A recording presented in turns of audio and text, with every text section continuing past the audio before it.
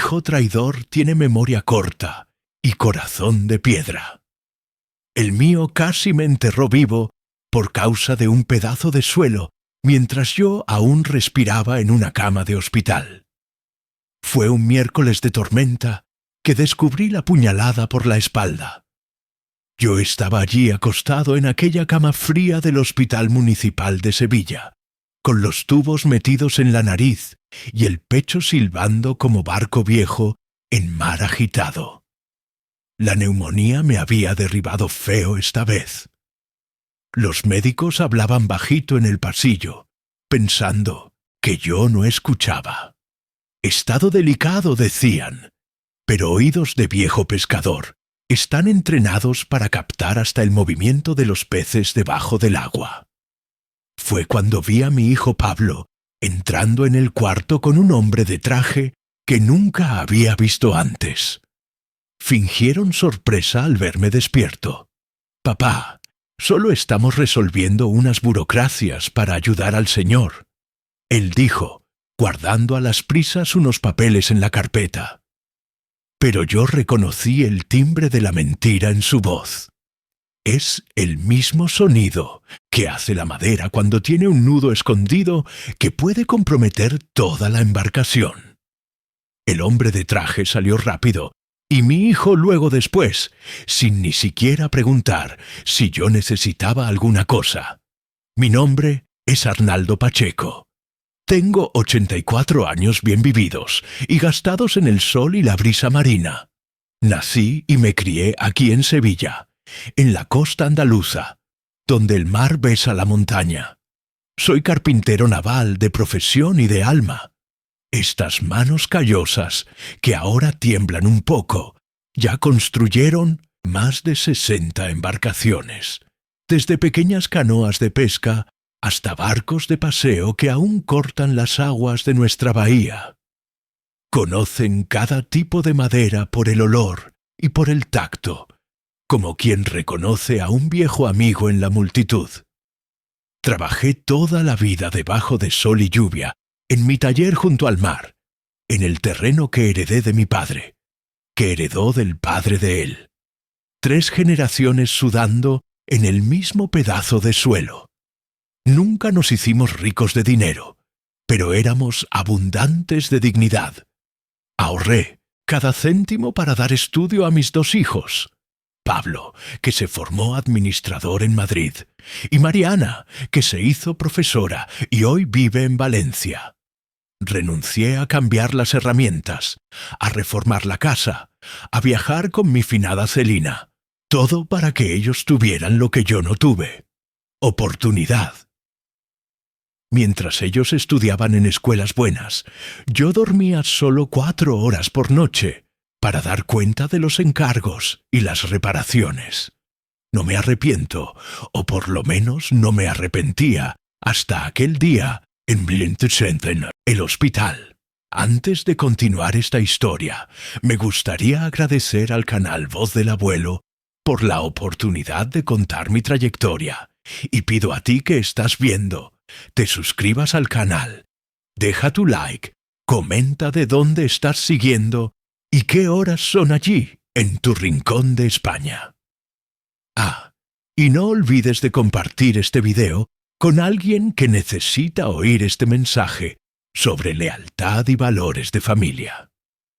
Todos los días hay una historia nueva, aquí en Voz del Abuelo, contada por quien ya navegó por muchas tempestades en esta vida. Lo que mi hijo no sabía es que este viejo marinero aún tenía algunas cartas en la manga, y que la marea cuando baja revela secretos que el agua escondía. Nací en 1941 en una casa simple de madera, bien cerquita del mar. Mi padre, Antonio Pacheco, era pescador y también hacía pequeñas reparaciones en las embarcaciones de los compañeros. Fue con él que aprendí los primeros secretos de la madera. Arnaldo, escucha lo que la madera te está diciendo. Él hablaba. Cada pieza tiene su manera, su tiempo. No sirve forzar. Nuestra vida era simple, pero nunca pasamos necesidad. La bahía de Sevilla siempre fue generosa con quien sabe respetarla. Desde pequeño, yo acompañaba a mi padre en las pescas. Mientras los otros niños soñaban en ser jugador de fútbol, yo ya sabía que mi destino estaba en las aguas y en el taller. A los 12 años ya conseguía identificar por el olor si la madera estaba buena para uso o si había sido cortada muy verde. A los 15 hice mi primera canoa solo, pequeña pero valiente. La bauticé Esperanza, nombre que mi madre, doña Jurema, encontró bonito. La escuela la frecuenté hasta donde pude. Completé lo que llamaban primaria en la época, y después la vida me fue enseñando el resto. Números y cálculos aprendí, haciendo presupuestos y midiendo tablas. Geografía conocí, navegando por la bahía y oyendo historias de los pescadores más viejos. Historia aprendí con los barcos antiguos que venían para Reforma, cada uno cargando en sí las marcas del tiempo y de las aguas que navegó. A los 20 años ya tenía fama en la región. Si es Arnaldo quien lo hizo, es barco que no se hunde, decían. Trabajaba de sol a sol en el pequeño taller que monté en el terreno de mi padre. Empezaba tempranito cuando el cielo aún guardaba las últimas estrellas y solo paraba cuando la vista ya no distinguía más las herramientas. En el verano, el sudor corría como cascada. En el invierno, los dedos se quedaban duros de frío mientras cepillaba las maderas. Pero nunca me quejé. Carpintero naval no es profesión, es destino. Trabajaba con todos los tipos de madera que respetan el mar. Roble, caoba, cedro, pino. Cada una tiene su temperamento como gente. El roble es resistente, pero testarudo de trabajar. El cedro es más suave, acepta bien el formón, pero necesita más cuidado con la humedad. Hacía desde la estructura hasta los acabados. Cada barco que salía de mi taller llevaba un pedacito de mi alma. Fue en una fiesta de San Pedro, patrón de los pescadores, que conocí a mi Celina.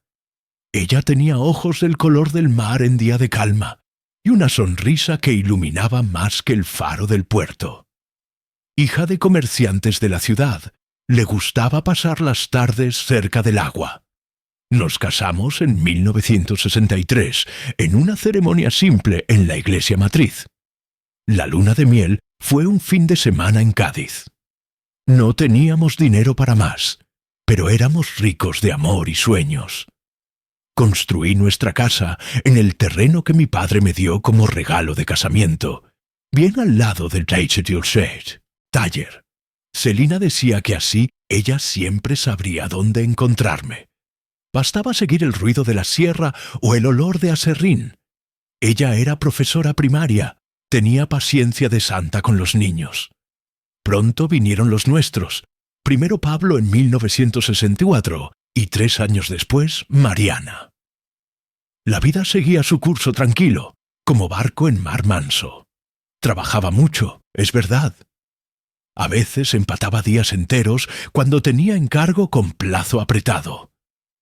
Celina cuidaba de la casa y de los niños con la misma dedicación que yo tenía por los barcos. Formábamos una buena tripulación, equilibrada y unida. Por lo menos era lo que yo creía durante muchos años. Cuando Pablo cumplió 7 años, percibí que él tenía la cabeza buena para números. Diferente de mí, que mal había terminado la primaria, mi hijo podía ir lejos en los estudios. Conversé con Celina y decidimos que, por más apretado que fuese, él estudiaría en la mejor escuela de Sevilla. Significaba menos dinero para materiales, herramientas nuevas o cualquier comodidad en casa, pero era una inversión en el futuro de él. Quiero que mi hijo no necesite tener las manos callosas como las mías. Yo decía a Celina en las noches en que contábamos monedas en la mesa de la cocina, planeando cómo estirar el presupuesto. Las manos de ella sostenían las mías, ásperas del trabajo, y ella respondía con aquella mirada serena. Pero son esas manos que construyen nuestro futuro, Arnaldo. Los sacrificios fueron muchos. Recuerdo de una vez que Pablo necesitaba un conjunto de libros caros para el colegio. En la misma semana apareció la oportunidad de comprar un torno nuevo que facilitaría mucho mi trabajo. No pensé dos veces. Los libros vinieron. El torno quedó para otro año. Otra vez Mariana necesitó tratamiento dental caro. Vendí mi colección de herramientas antiguas, algunas heredadas de mi padre para pagar. Herramienta se compra otra, me decía a mí mismo. Diente y salud no. Para dar cuenta de los gastos crecientes, empecé a aceptar todo tipo de servicio. Además de los barcos, hacía muebles bajo encargo, arreglaba puertas y ventanas, restauraba piezas antiguas. Despertaba a las 4 de la mañana y muchas veces solo paraba después de las 10 de la noche. Mis manos tenían más callos que piel lisa, pero valía la pena cuando veía a mis hijos con cuadernos nuevos, ropas adecuadas, material escolar completo. A lo largo de los años conseguí expandir el taller. Lo que empezó como un simple galpón de madera se volvió un espacio respetado, con herramientas adecuadas y espacio para trabajar en embarcaciones mayores. Hice nombre en la región. Pescadores de Cádiz, Huelva y hasta de Valencia me buscaban. Mis barcos tenían fama de ser seguros y duraderos. Barco de Arnaldo es igual casamiento antiguo. Cuanto más viejo, más firme queda, decían por ahí. El terreno que heredé de mi padre fue aumentando de valor con el pasar de los años. Lo que antes era apenas un pedazo de suelo junto al mar, en un área poco valorizada de Sevilla, se volvió un lugar codiciado cuando el turismo empezó a crecer en la región. La vista privilegiada para el puerto y para la bahía, que para mí siempre fue apenas el escenario de mi día a día, pasó a tener valor en dinero. Mucho dinero, según los corredores, que de vez en cuando aparecían con propuestas.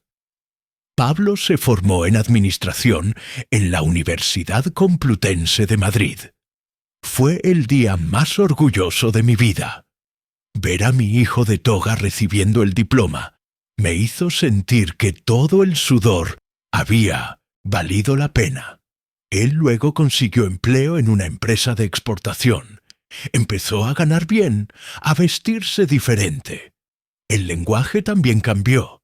A veces, cuando venía a visitarnos, hablaba unas palabras en inglés o usaba términos que yo ni entendía. Celina decía que era normal, que el mundo de él ahora era otro. Mariana siguió un camino diferente. Se formó profesora como la madre y fue a trabajar en una escuela en Valencia.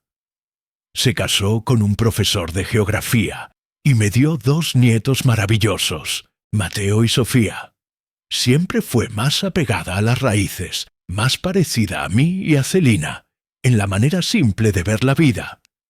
Fue después que Celina partió en 2008, que empecé a notar los cambios en Pablo. Las visitas se volvieron más raras y más cortas.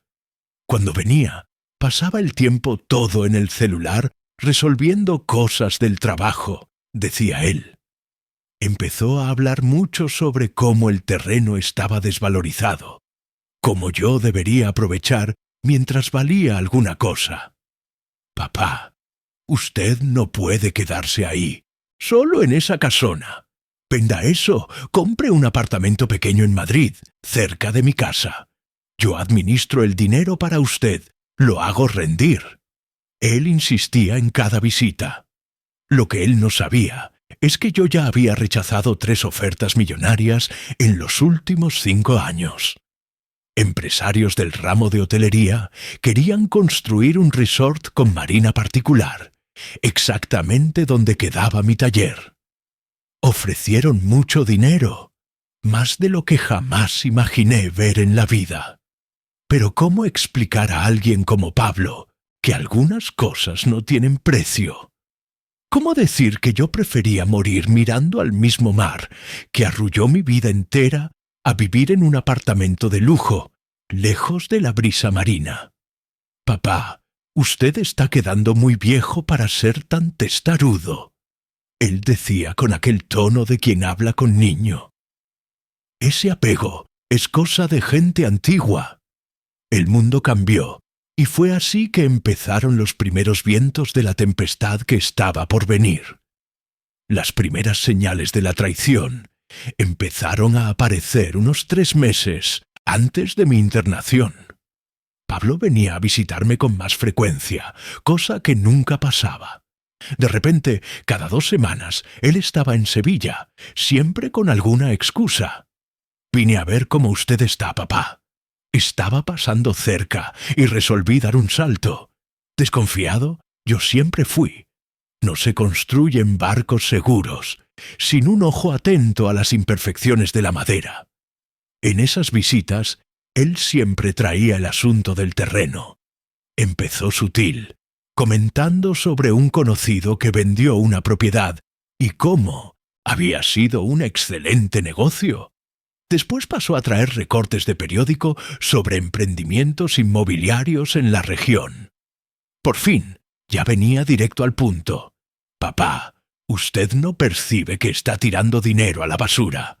Este terreno vale una fortuna, y usted está aquí testarudo, viviendo como un ermitaño». Yo siempre respondía la misma cosa. «Hijo, el valor de las cosas no está solo en el dinero que ellas pueden rendir». Él volteaba los ojos como si yo fuese un viejo caduco. Tal vez yo fuese realmente caduco por creer que mi propio hijo respetaría mi voluntad. Un día, él apareció con un hombre que se presentó como Roberto Méndez, consultor inmobiliario. Lo trajo sin avisar en una tarde de sábado, cuando yo estaba lijando el casco de una canoa. «Papá, Roberto solo quiere conversar, mostrar unas posibilidades sin compromiso». El tal Roberto empezó a hablar en millones, en potencial inexplorado, en cómo yo podría tener una vejez confortable. Mandé a los 2 fuera. En mi casa, no sé, habla de vender lo que no está a la venta, dije furioso. Pablo quedó una semana sin llamarme después de eso. Cuando volvió a hacer contacto, parecía arrepentido. Dijo que solo quería mi bien, que se preocupaba conmigo viviendo solo en aquella casona cayéndose a pedazos. La casa que construí con tanto cariño para mi familia, él la llamaba Casona Vieja. Cada palabra de él era como lija gruesa en madera fina. Dejaba marcas. Fue en esa época que empecé a sentir los primeros síntomas de la neumonía. El invierno había llegado riguroso aquel año, y mis viejos pulmones, acostumbrados con el polvo de aserrín por décadas, no reaccionaron bien. Primero fue una tosecita, después la falta de aire, hasta que en una mañana de miércoles no pude ni levantarme de la cama. Fue Joaquín, mi antiguo aprendiz y ahora amigo, quien me encontró y llamó a la ambulancia. En el Hospital Municipal de Sevilla, los médicos no escondieron la preocupación. «Señor Arnaldo, el cuadro es delicado por la edad y por el historial del señor. Vamos a necesitar internarlo por unos días», dijo el doctor Marcos, que me conocía desde niño. «Yo nunca me gustó el hospital. Lugar de marinero, es en el mar, no en cama con olor a remedio. Pero no tenía opción. Llamé a Pablo y a Mariana. Mi hija quiso venir inmediatamente, pero pedí que no viniera. Los niños estaban en época de examen, y el viaje de Valencia hasta Sevilla no es fácil. Cuando yo mejore un poco, vienes con los niños». Prometí. Pablo dijo que vendría al día ya siguiente, y vino realmente. Llegó al hospital con una carpeta llena de papeles y aquel mismo Roberto Méndez, el corredor. Yo estaba somnoliento por los remedios, pero no tanto que no percibiese la movimentación extraña. Pablo pidió para que yo firmase unos documentos. Es solo para yo poder resolver algunas cosas para usted mientras está internado, papá. Cuentas por pagar ese tipo de cosa. Aún débil, aún tenía juicio suficiente para desconfiar. ¿Qué tipo de documento es ese que necesita de corredor de inmuebles junto? Pregunté. La voz ronca por la tos. Pablo se puso rojo, tartamudeó alguna excusa. Roberto trató de explicar que estaba allí apenas como amigo. Pedí para ver los papeles. Pablo dudó, pero acabó entregándomelos. Era un poder, no cualquier poder, sino uno que daba plenos poderes para Pablo administrar todos mis bienes, incluso con autorización para venta. Cuando leí aquello, sentí un dolor que ni la neumonía conseguía causar, un dolor que venía del alma. ¿Usted piensa que su padre es tonto solo porque es viejo y está enfermo? Pregunté, rasgando el documento en pedazos, aún con las manos temblando de debilidad. Sal de aquí, lleva esa ave de rapiña contigo y no vuelvas más. Pablo quedó lívido. Por primera vez vi en el rostro de mi hijo algo que nunca pensé que vería. Rabia. No, la rabia pasajera de una discusión normal entre padre e hijo era algo más profundo, más frío, una mirada que decía que yo era apenas un obstáculo en el camino de él. «Usted no sabe lo que está haciendo», él gritó mientras una enfermera entraba en el cuarto, alertada por el ruido. «Ese terreno vale millones, millones, y usted va a morir sin aprovechar nada de eso por pura testarudez». «Prefiero morir testarudo que vivir sabiendo que traicioné mi propia historia», respondí mientras la enfermera pedía que ellos se retirasen. Antes de salir, Pablo aún dijo: «Usted se va a arrepentir. No voy a dejar que un viejo caduco tire a la basura mi herencia». La palabra mía resonó como una campana rajada. Ya no era más nuestra herencia, incluyendo a la hermana. Era de él, como si él ya hubiese hecho las cuentas de cuánto valdría el terreno convertido en dinero en el bolsillo. Pasé aquella noche en vela, con el oxígeno ayudando mis pulmones, pero nada que aliviase el peso en el pecho causado por la decepción. El hijo que yo crié con tanto sacrificio, para quien abrí mano de comodidades, para quien di educación a costa de trabajo doblado, ahora me veía apenas como un estorbo para sus planes. 2 días se pasaron. Mi cuadro mejoró un poco, pero los médicos aún me mantenían bajo observación. Fue cuando Joaquín vino a visitarme, trayendo una sopa hecha por su esposa Teresa. Joaquín había sido mi aprendiz por más de 10 años. Empezó como un niño flaquito que mal sabía sostener un martillo y se volvió un excelente carpintero naval. Hoy, a los 52 años, era presidente de la Asociación de Pescadores Artesanales de Sevilla. Un hombre respetado en la comunidad. «Señor Arnaldo, hay algo extraño pasando», le dijo después de conversar amenidades. «Ayer vi a su Pablo conversando con unos hombres cerca de su taller. Parecían estar midiendo el terreno, sacando fotos. Mi corazón apretó aún más. Conté a Joaquín sobre la tentativa del poder sobre las amenazas veladas. Él oyó todo en silencio, el semblante cada vez más cerrado. «Eso no está bien, señor Arnaldo. Usted tiene certeza que no firmó nada, ningún papel, ni siquiera antes de venir al hospital».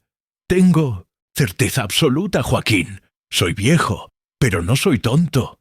Él parecía preocupado demasiado para alguien que acababa de oír que yo no había firmado nada. «¿Qué fue, Joaquín?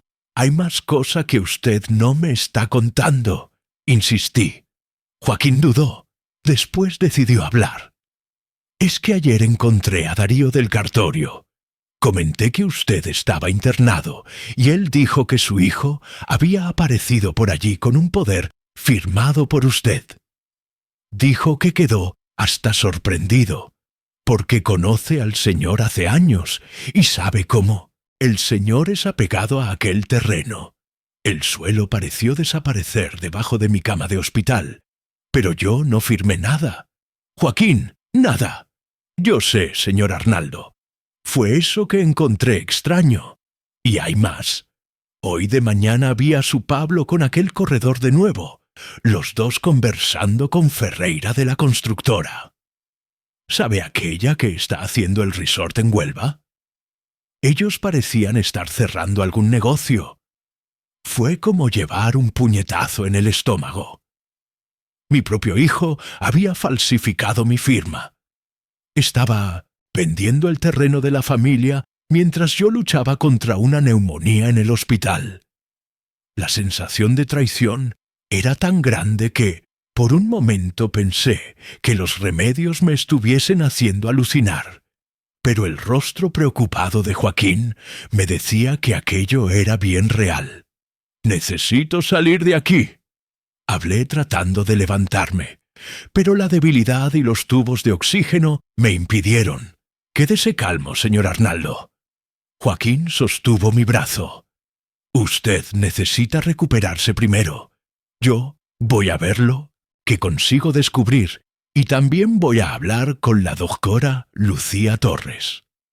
Lucía Méndez era la defensora pública de la comarca, especializada en derechos de los ancianos. Una mujer joven, pero con la determinación de un vendaval. Ya había ayudado a otros ancianos de la región en casos de abuso financiero por parte de familiares. Joaquín dijo que iría a buscarla inmediatamente. En aquella noche no conseguí dormir. La sensación de impotencia era devastadora. Mi propia carne y sangre tramando por mis espaldas. Y lo peor, yo estaba allí preso a una cama de hospital mientras Pablo liquidaba el trabajo de una vida entera. En la mañana siguiente recibí una visita inesperada. Era Mariana, mi hija. Había dejado a los hijos con el marido y viajado durante la madrugada para verme. Cuando ella entró en el cuarto, sus ojos estaban rojos de quien había llorado mucho. «Papá», ella dijo, abrazándome con cuidado para no desplazar los tubos. Joaquín me llamó y contó todo. Yo no podía creer. «Pablo, ¿cómo? ¿Él pudo ver a mi hija allí?» Fue como sentir una ráfaga de viento bueno llenando mis velas. Conté a ella todo en los mínimos detalles. Mariana escuchó, ora indignada, ora en lágrimas. «Él siempre fue así, papá». Ella dijo después de un tiempo, «Siempre pensó que merecía más. ¿Recuerda cuando éramos niños y usted compró una bicicleta para cada uno? La de él era igual a la mía, pero él se quejó porque quería una mayor, más cara. Usted hizo hora extra por meses para comprar otra para él». Recordé sí. Pablo siempre había sido exigente, siempre queriendo más. En la época pensé que era ambición saludable, ganas de crecer en la vida. Ahora percibía que tal vez fuese algo más profundo, una insatisfacción constante, una codicia sin fin. «¿Qué vamos a hacer, papá?», Mariana preguntó, sosteniendo mi mano. En aquel momento algo cambió dentro de mí. La decepción y la tristeza empezaron a dar lugar a una determinación que yo no sentía hace años. No era apenas sobre el terreno o el dinero, era sobre justicia, sobre respeto, sobre mostrar a Pablo que este viejo aún tenía algunos trucos en la manga. «Vamos a luchar, mi hija», respondí con una fuerza en la voz que sorprendió hasta a mí mismo. «Vamos a mostrar a tu hermano que madera antigua puede ser la más resistente de todas». En aquella misma tarde, recibimos la visita de la doctora Lucía, traída por Joaquín. Ella oyó atentamente nuestra historia, haciendo anotaciones en un pequeño cuaderno. Sus ojos brillaban con una mezcla de indignación y determinación profesional. «Señor Arnaldo, lo que su hijo hizo configura diversos crímenes», ella explicó. «Falsificación de documento, estafa contra la persona anciana y posiblemente violación del estatuto del anciano. Pero necesitamos actuar rápido antes que él consiga efectivamente vender el terreno. ¿Y cómo podemos hacer eso? Estoy preso en esta cama», hablé, sintiendo el peso de la situación. «Usted, por casualidad, tiene algún documento, alguna garantía sobre aquel terreno, además de la escritura normal?» Ella preguntó. Fue entonces que recordé años atrás, desconfiado de las intenciones de Pablo, que ya venía insistiendo sobre la venta del terreno. Yo había hecho un movimiento silencioso, algo que no comenté con nadie, ni siquiera con Mariana.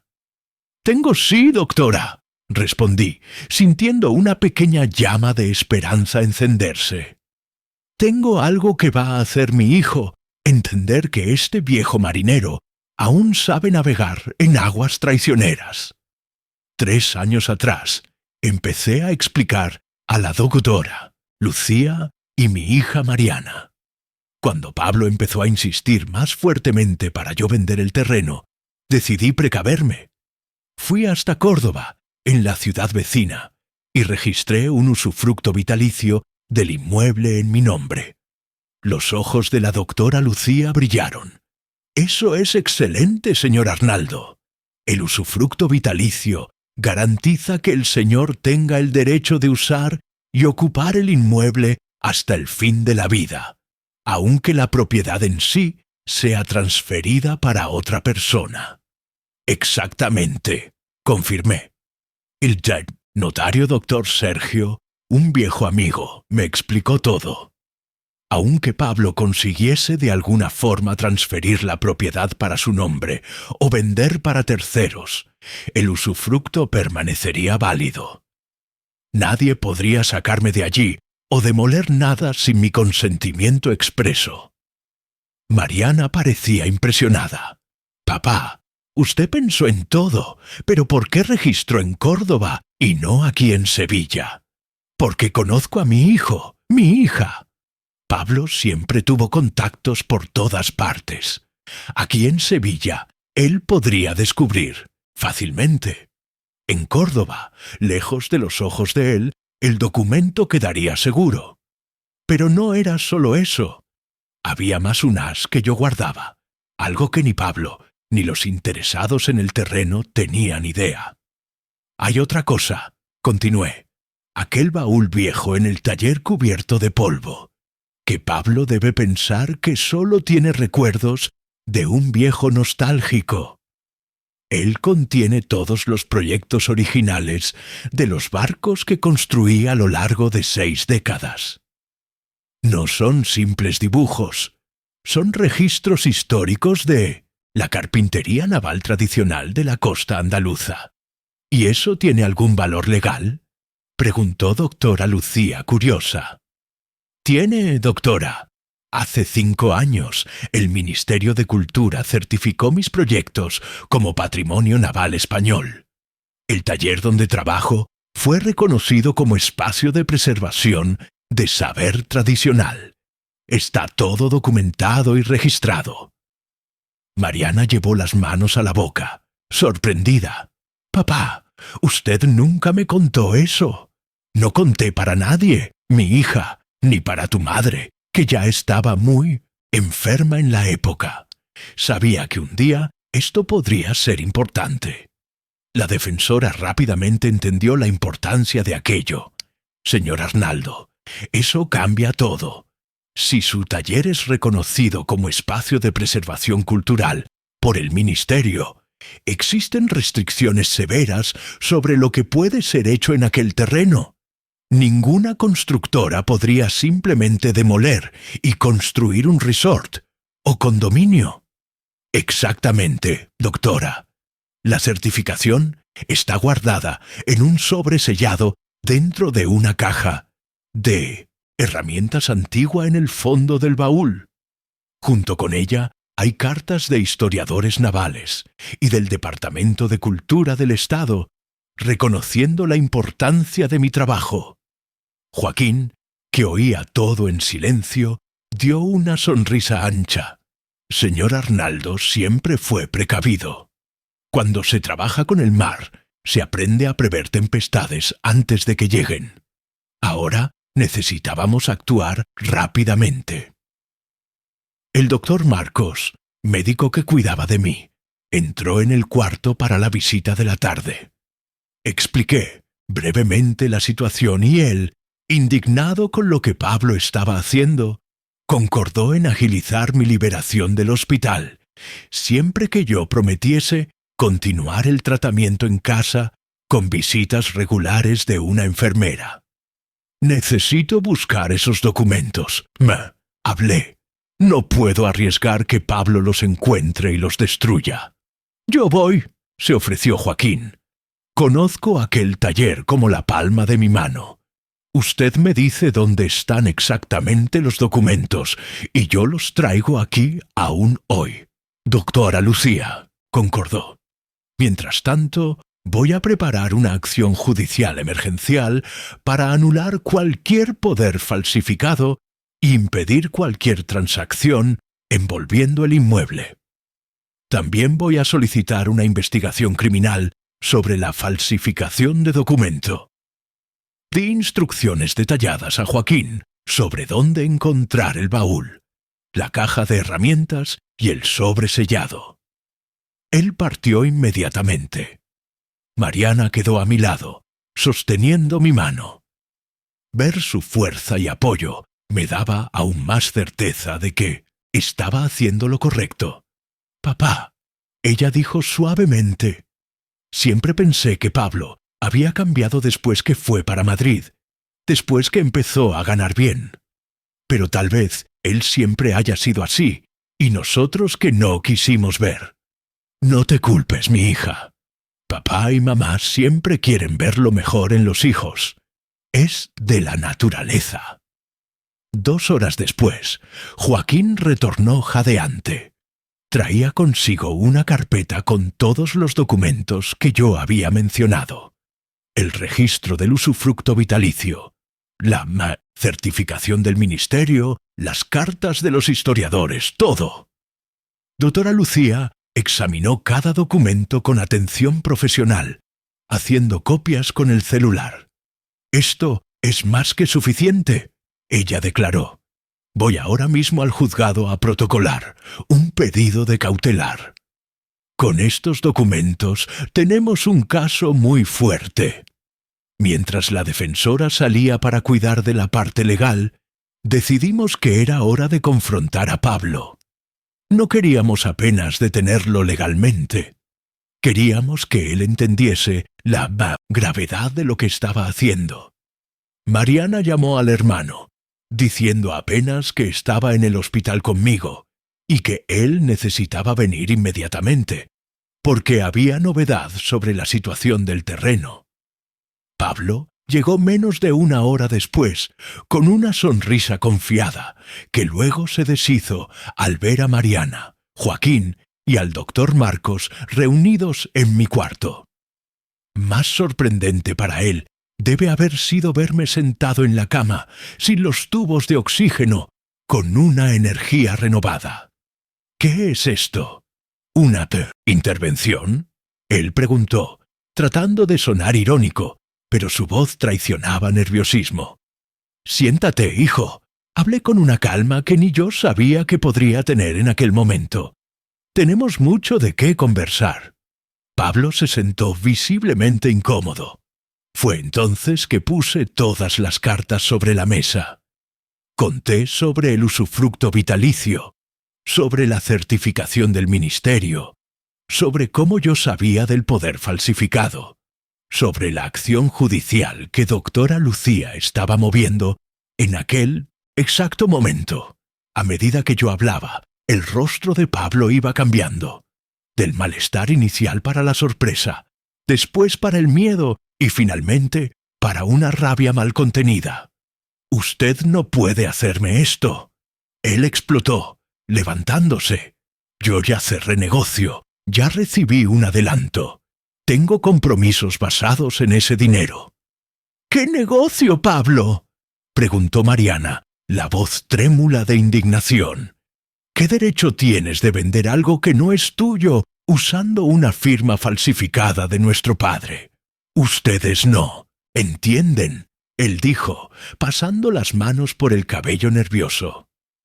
«Aquel terreno vale millones, millones. ¿Y qué hace papá con él? Nada. Se queda allí un viejo cascarrabias viviendo en una casa cayéndose a pedazos, guardando barquitos viejos que nadie quiere comprar».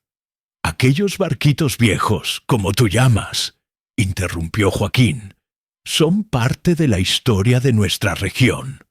Son conocimiento acumulado por generaciones. Eso no tiene precio, muchacho». Pablo rió, una risa amarga, despreciable.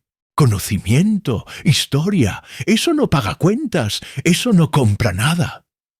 «¿Y qué estabas comprando con el dinero del terreno, hijo?», pregunté, manteniendo la calma. «¿Qué deudas son esas que necesitas pagar con tanta urgencia?».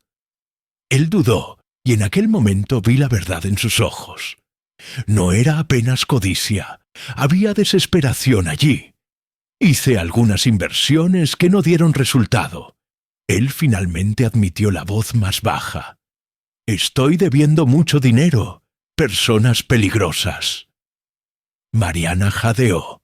«¿Te metiste con jugadores, Pablo?». Él no respondió directamente, pero su silencio fue respuesta suficiente. «¿Y pensaste que la solución era robar a tu propio padre?», cuestionó Joaquín, la indignación evidente en su voz. «No es robo». Pablo se defendió. «Es mi herencia. Solo estoy tomando adelantado lo que un día sería mío mismo. Sería tuyo y de tu hermana». Corregí. «Y apenas después que yo partiera, si así yo decidiese dejar. Pero tú escogiste otro camino, Pablo. El camino de la deshonestidad, de la traición». En aquel momento, doctora Lucía retornó al cuarto, acompañada de un oficial de justicia y un policía civil. «Señor Pablo Pacheco», preguntó el policía, «tenemos algunas preguntas sobre una denuncia de falsificación de documento y tentativa de estafa contra la persona anciana». El rostro de Pablo empalideció completamente. Él me miró, los ojos implorando. «Papá, usted no va a hacerme esto. No va a dejar que me lleven». Por un momento sentí mi corazón de padre vacilar. A pesar de todo, era mi hijo, sangre de mi sangre. Pero entonces recordé sus palabras, sus acciones, la frialdad con que planeó despojarme de todo mientras yo estaba enfermo. «No soy yo quien está haciéndote esto», Pablo respondí. «Tú te hiciste esto a ti mismo cuando escogiste el camino más fácil, cuando decidiste que el dinero valía más que el respeto y la honestidad». Pablo fue llevado para prestar declaración. El oficial de justicia entregó documentos anulando cualquier poder existente en mi nombre y bloqueando cualquier transacción envolviendo el terreno. Doctora Lucía explicó que el juez había concedido la cautelar en tiempo récord, dada la gravedad de la situación y la solidez de las pruebas. Cuando todos salieron, quedé solo con Mariana. Mi hija lloraba silenciosamente. Nunca pensé que llegaría a este punto. Ella dijo: «Ver a mi propio hermano siendo llevado por la policía». Yo tampoco, mi hija. Pero a veces necesitamos tempestades fuertes para limpiar el aire y empezar de nuevo. Pablo necesita aprender que existen consecuencias para nuestras decisiones. Al día siguiente fui liberado del hospital. Joaquín y algunos amigos de la Asociación de Pescadores me llevaron para casa. Al llegar a mi terreno, mirando al mar que siempre fue mi compañero, sentí una mezcla de alivio y tristeza. Había vencido una batalla, pero ¿a qué precio? El costo había sido la relación con mi hijo, pero como aprendí en décadas de carpintería naval, a veces es preciso cortar profundo en la madera para después lijar y reconstruir algo más bonito y fuerte de lo que era antes. Los meses que se siguieron fueron de reconstrucción, no apenas de mi salud, que poco a poco se fue restableciendo con la ayuda de los remedios y de los buenos cuidados de Mariana y Teresa, esposa de Joaquín, pero principalmente de mi paz de espíritu. Pablo fue procesado por falsificación de documento y tentativa de estafa contra la persona anciana. El proceso corrió y él acabó recibiendo una pena alternativa, servicios comunitarios y multa, además de la obligación de hacer terapia.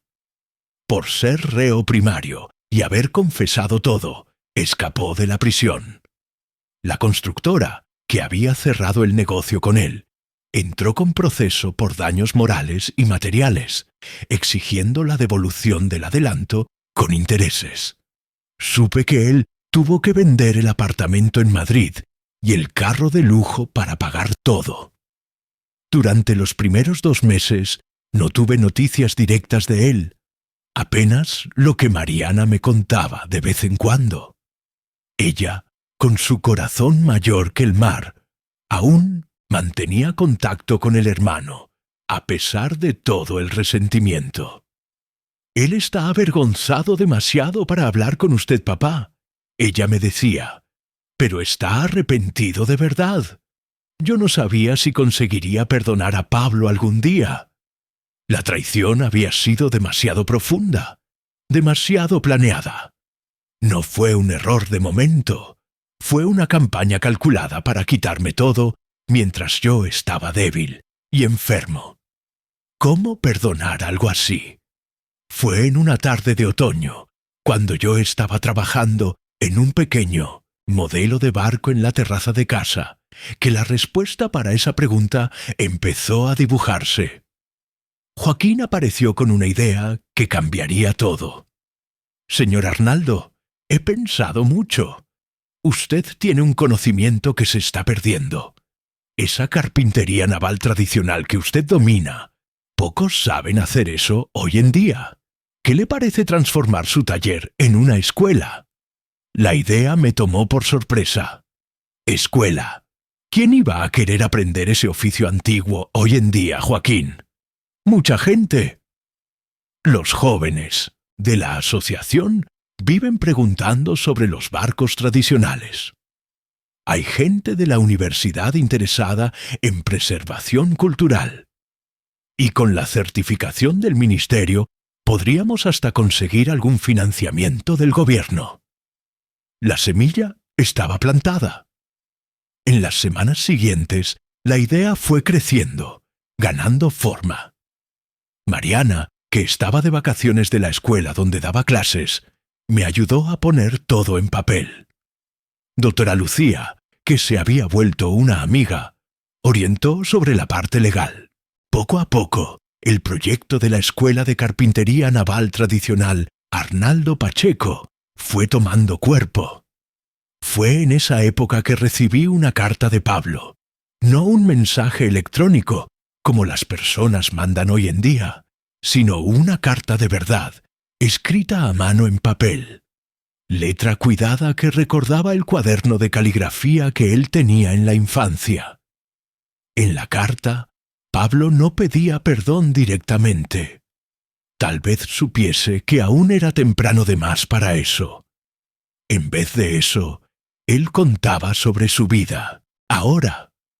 Cómo había vuelto a vivir en un apartamento pequeño, cómo estaba cumpliendo los servicios comunitarios en una casa de reposo para ancianos, cómo la terapia estaba ayudando a entender sus propias acciones.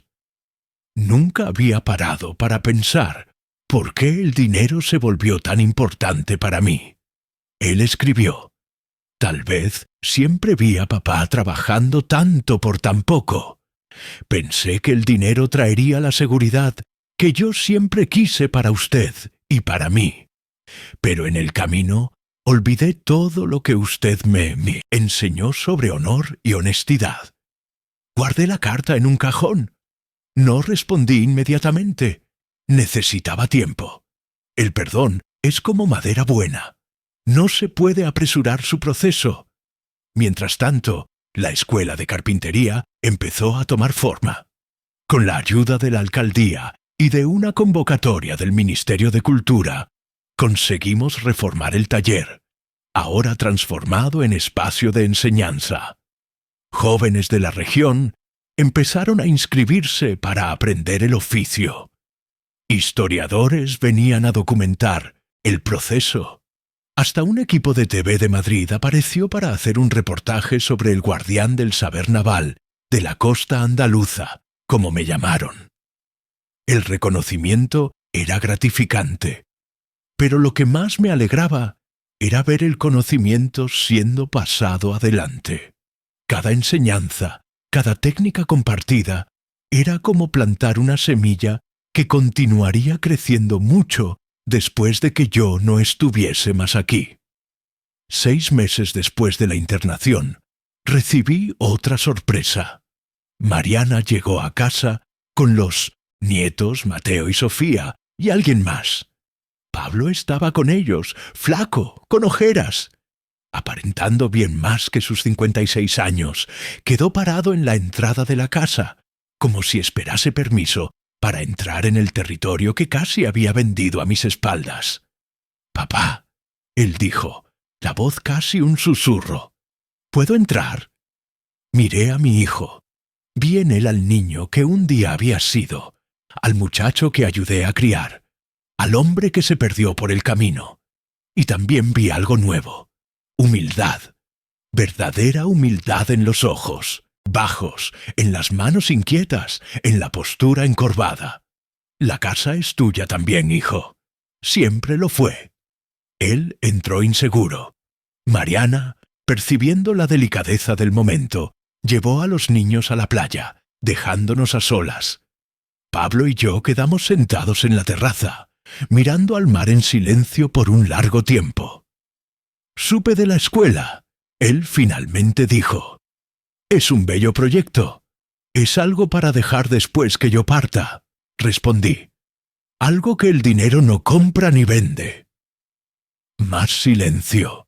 Entonces él dijo las palabras que tal vez estuviese ensayando hace meses. «No espero que usted me perdone, papá. Lo que hice no tiene perdón. Solo quería que supiese que estoy tratando de cambiar. Estoy aprendiendo de mis errores». Miré a mi hijo. Realmente miré como quien examina una pieza de madera para decidir lo que puede ser hecho con ella. «Sabes, Pablo, en más de 60 años como carpintero naval, aprendí que no existe madera inservible. Algunas son más duras, otras más difíciles de trabajar, pero todas tienen su valor y su uso. El secreto es saber cómo lapidar, cómo encontrar la belleza que está escondida allí dentro». Él me miró, los ojos llenos de lágrimas. «El perdón es como ese trabajo con la madera», continué. «Lleva tiempo, exige esfuerzo, a veces duele, pero al final crea algo nuevo, algo que vale la pena». En aquel día no hablamos más sobre el pasado.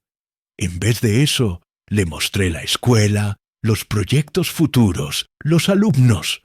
Para mi sorpresa, Pablo se interesó genuinamente. Con su formación en administración, empezó a sugerir formas de hacer el proyecto autosustentable, de expandir el alcance, de documentar mejor el conocimiento. Hoy, 2 años después de aquella internación que casi me llevó, vivo una vida que nunca imaginé. La Escuela de Carpintería Naval Tradicional Arnaldo Pacheco recibe alumnos de toda España. Mis proyectos de barcos fueron digitalizados y hacen parte de un acervo digital del ministerio. Mariana se mudó de vuelta a Sevilla con la familia y da clases de historia naval a los niños de la región. ¿Y Pablo? Bien, mi hijo continúa en Madrid, reconstruyendo su vida y su carrera paso a paso. Viene a visitarnos regularmente. Aún estamos reaprendiendo a confiar uno en el otro. Aún hay heridas que están cicatrizando. Pero como siempre digo a mis alumnos, la madera más resistente es aquella que enfrentó las peores tempestades. La vida me enseñó que a veces necesitamos perder casi todo para descubrir lo que realmente importa. El verdadero valor no está en lo que poseemos, sino en lo que dejamos para los otros cuando partimos. No apenas bienes materiales, sino conocimiento, sabiduría, ejemplos de vida. Y mientras observo el mar de mi terraza, el mismo mar que vi durante toda mi existencia, siento una paz que el dinero jamás podría comprar.